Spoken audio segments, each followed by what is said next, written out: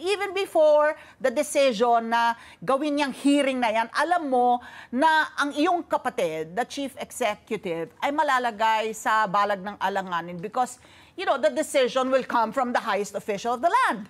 Kung itutuloy ang pag-aresto kay dating Pangulong Duterte, what made you to decide to go ahead and conduct the hearing? Sa totoo lang, maraming beses talaga na nagkakaproblema ako dyan. Hindi lang naman ito first time. Alam naman ninyo na yung tatay ko, pinagbibilin lagi sa akin bilang super ate, super manang, na alalayan yung aking kapatid. Parati yan ang papel ko, lalo nag-aaral kami sa abroad. Wala naman yung magulang namin. At saka ang weird-weird naman ang palasyo, di ba? Talagang strange na lumaki ka sa isang lugar na ganon. Parating sinasabi ng tatay ko, alalayan mo yan, alalayan mo yan. Mulat sa poll, talaga sinasabi ko na, yung Maharlika Fund na yan, magkakaalanganin tayo dyan. Yung PI na yan, yung pagpapalit ng ating konstitusyon, di ba? Nag-imbestiga rin ako. People's Initiative. Oo. Oo, alala ninyo, ang pangit nga, sa pangalan pa lang taog ka Kaya ayoko na matotrouble siya. Tapos yung impeachment ni Inday Sara, medyo nagpaabot ako na hindi ito nakakatuwa. Talagang magkakaroon ng malalim at malawak na hidwaan ng ating bansa. Ang problema, hindi nga masyadong nakikinig. At pati na rin dun sa GAA budget ng 2025, na sa palagay ko, naku talaga naman, ang laking kawatan. Ano ba naman yan? Sayang lang ang hinihingi natin sa flood control, sa ating sundalo. At tumayo ako ng privilege speech. Nagagalit yata siya dahil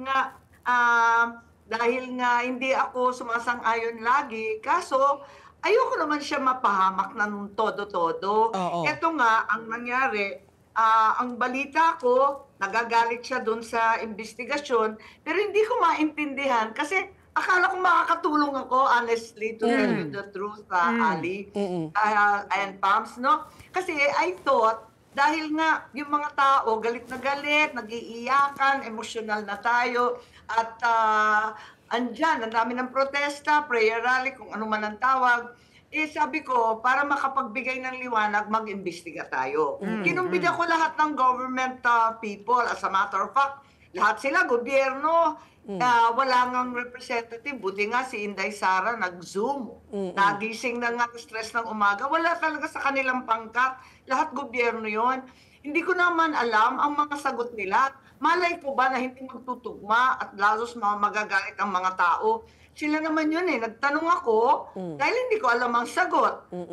Hindi ko naman control ang kanilang sasagutin. So I understand where you're coming from, Sen. Hindi ka ng bonggang-bongga. Ako, sorry na lang. Hindi ko talaga ninanais na maggaganon. Very glaring kasi kayo po ang ate, kayo po ang kapatid. Hindi ba parang napakasalimuot na po ng pinagdaanan? Kung sakali po sana na pag-usapan ito privately para hindi humantong sa ganitong sitwasyon? Nung una, talagang nakikipag-usap ako, nag-e-effort ako, kahit alam ko may humaharang, maraming ayaw na nagsasabi ako. Alam naman ninyo ako, masyado kong prangka, hindi ko nga maintindihan paano ko naglanding sa politika. Dire-diretso akong magsalita at minsan masakit. Talagang mahirap At nung umpisa, kinakausap ko pa, sa matter of fact, yung mga anak ko, tumutulay hanggang sa mga bandang April, May ng 2023. 2023? Kami.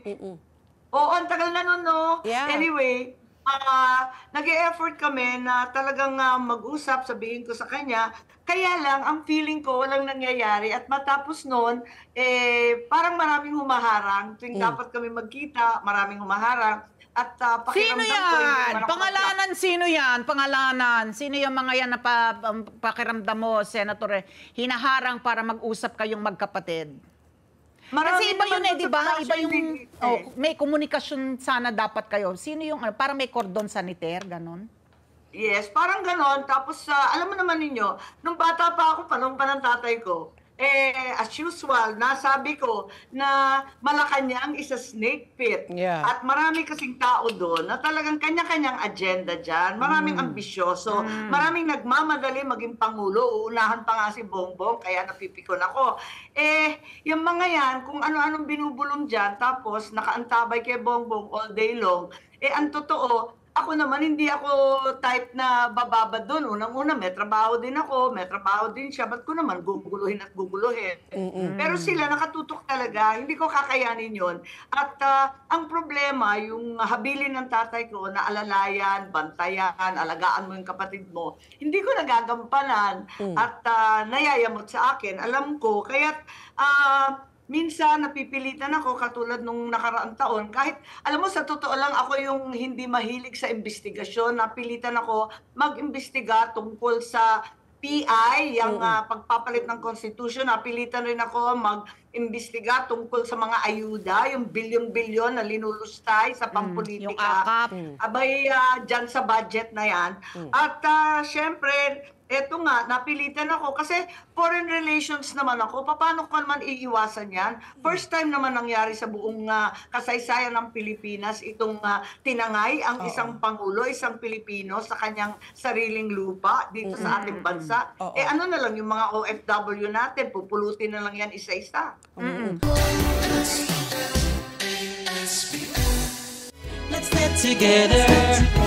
Sunnet 25. Sunnet 25.